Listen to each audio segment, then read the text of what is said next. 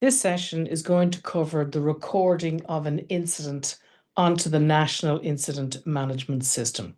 So we're replacing your current form with logging directly onto NIMS. You will access NIMS from the same location that you previously logged your health and safety incident recording form, and that's on your health and safety page on your intranet. When you go in there, you'll be presented with this screen where you will click on Add New Incident. There is no log on for those of you who will be recording incidents. You simply click on that blue button and it will bring you into the first of 2 pages that you are going to populate with regard to the logging of an incident. Now, the example that I'm going to take you through on this session is the reporting of a violence, harassment and aggression by a customer to a staff member in the Tala Intrio office. So on the first page here, you'll see there are a series of questions listed down on the left-hand side there. You'll see that the majority of them have a red asterisk in front of them, and that means that they're mandatory.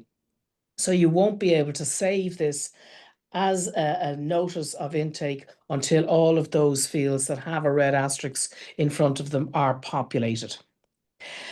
The first question you're asked here is, did this incident relate to person, property, crash, collision, or dangerous occurrence? And if you're not sure of the categorization here or of any of the questions that you're being asked, you'll see that they all have a black button after them with an eye in it for information. And if you click into that or indeed hold your cursor over it, it will give an explanation of what it is we're looking to have populated here. Okay, very important to point out, folks, that in relation to this categorization of the incident, a person running into a wall should not be logged as a crash collision. Crash collisions relate to vehicles only. Okay, somebody running into a wall or indeed any incident where there is a person affected should be logged as a person incident. If you have a vehicle crash collision with people in it, there are fields within a crash collision incident where you can input names of individuals. Okay, because because this is a staff member that has been affected, we're going to click into person. And you may have seen there that the page slightly refreshed down towards the end to bring up or include now questions relating to who was involved and category of person, etc. We're going to continue on down with the fields as they present themselves. The next field we have is the date and time. And similar to your existing form, and this form is very like your existing form.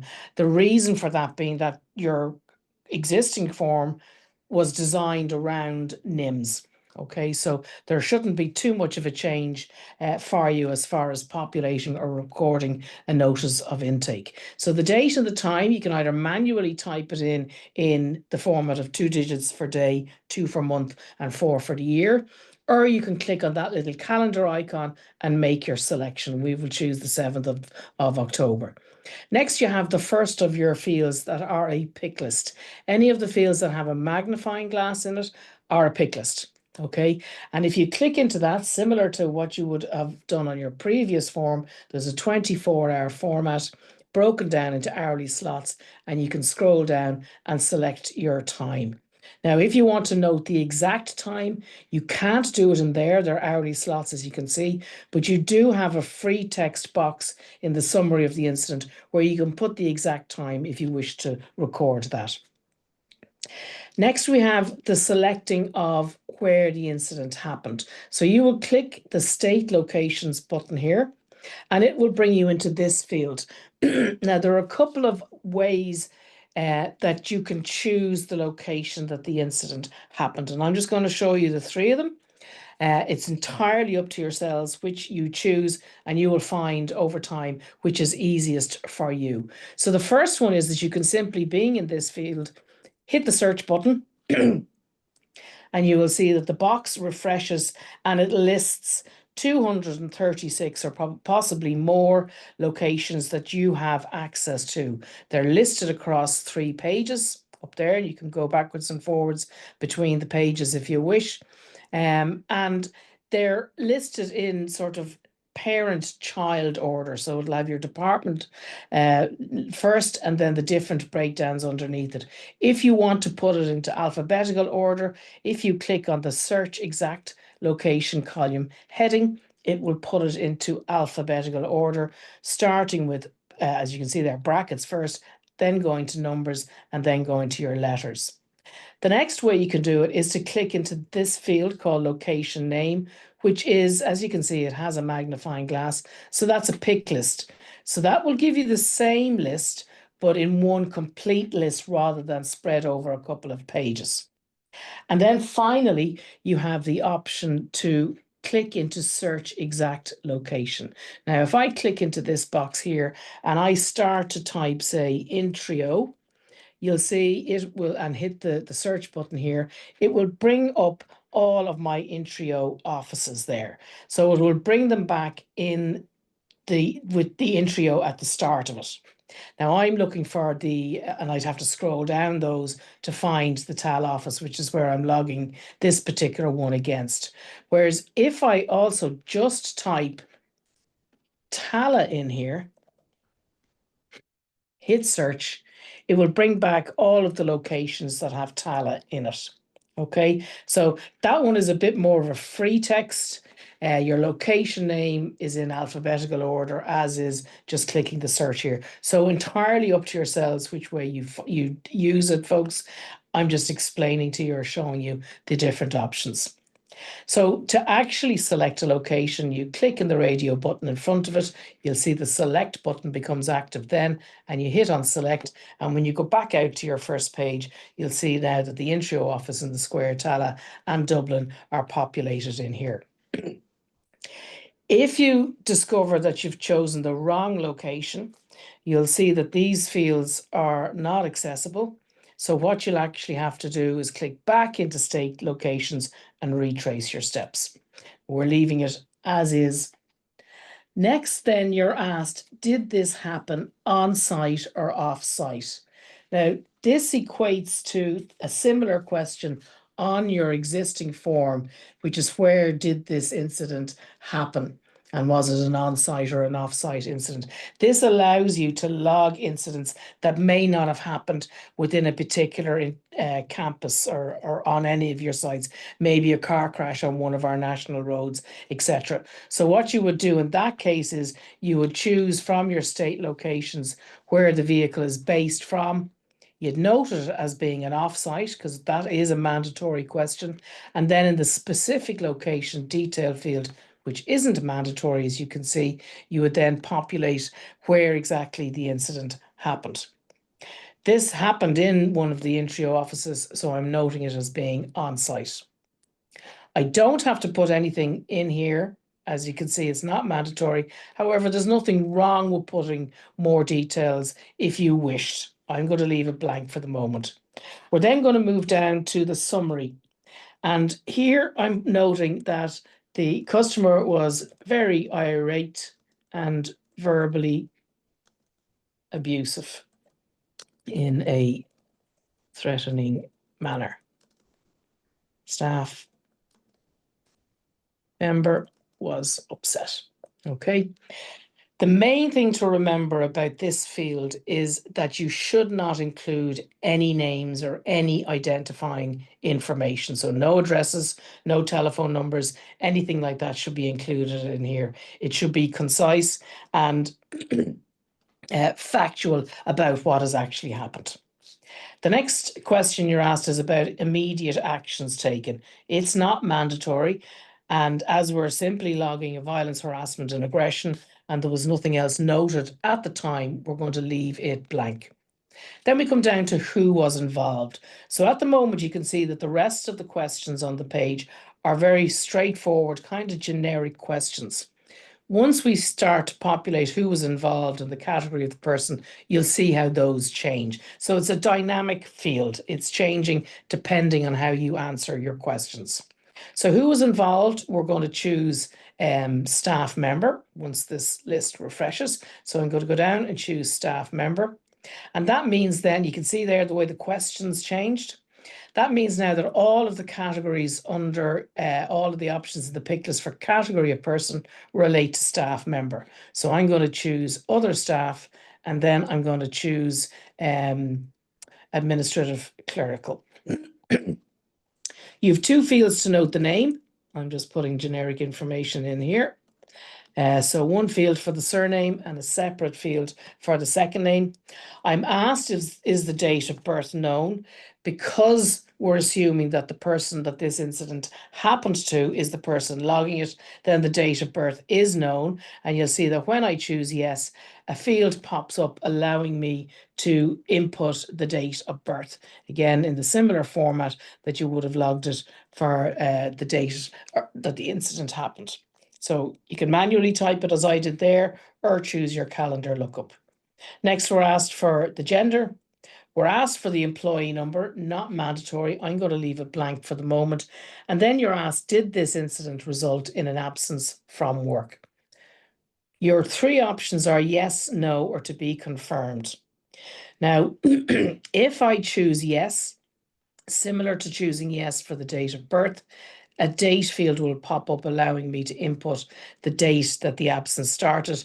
And the idea being there that once this notice is saved as an incident, it has an additional module added called the investigation or review module. And in there, you'd be able to note the date that the staff member returned to work and there calculate the lost days.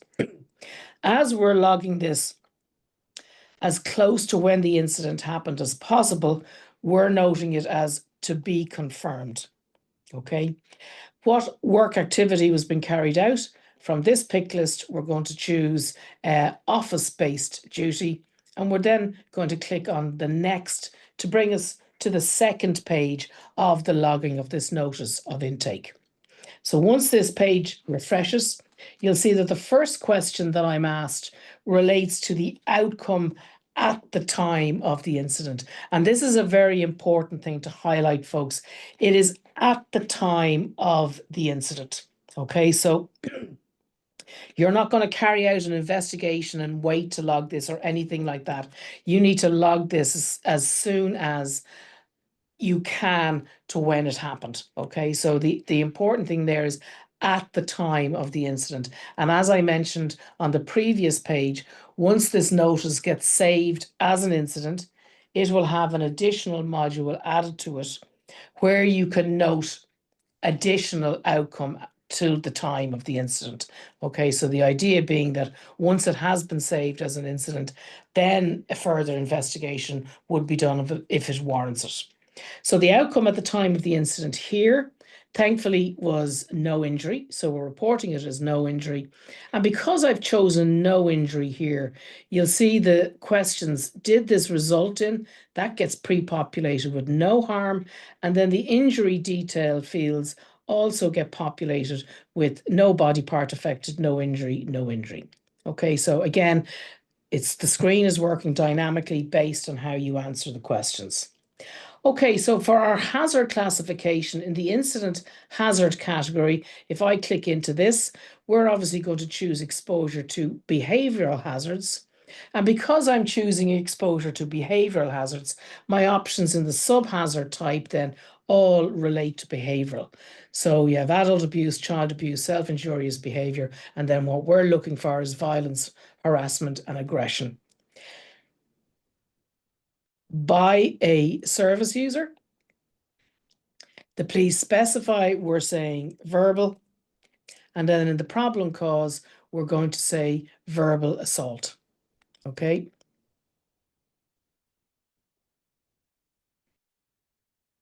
Next, we come down then to the final, because as I mentioned, our body part details and that are pre-populated. We're putting in the name of who's reporting it, who's the same person. Just putting in some generic terminology here. The category of that person, so general support, and the date. If we click into the calendar icon, you'll see you only have the option of the date that it happened, which was the 7th, or today's date. We're going to choose the 7th. Our local system reference number This is not mandatory, as you can see. It's a free text field, and it relates back to when NIMS was rolled out initially many years ago, when different locations would have had their own incident reference books that they populated into NIMS from, and they tended to have their own local system reference number. This field just allowed for a bit of cross-referencing. Those books no longer exist. So if you wish to choose to use this for another purpose, you can do so if you wish. As I said, it is a free text. And then finally, you're asked about witness details. Again, not mandatory, but it is always good practice to get into the habit of populating something in here, even if it's just none or not applicable, so that whoever is approving this will know that you did engage with the field rather than just ignore it. Okay, and that's it. From here, you're going to click next. When you click next, the field will refresh to bring you into a submission review page. And this is basically a page with all of the details from the two pages that you populated. So you see you have incident detail page 1, page 2, and then this is the submission. It allows you to go down and go back over what you've input. You can't go into any of those fields. So if you do notice something that you need to change, you'll need to go back into incident detail page 1 or 2. And then down at the end, once you're happy, you can now answer this question. Have you verified the data entered? It defaults to no. You will change it to yes. And once you click on yes, the submit for approval button becomes active. You can click on it, and the system will then basically save your notice of intake, and it will give you back a notice ID number. And that's your notice ID number there. If you wish to take that down, you can do so. Remember, there is no email from the system to you because you did not have a logon, so the system does not know who input. But that notice ID has now gone into the intake review NIMS, and they will see this list, and it's a refreshing list. And that's it.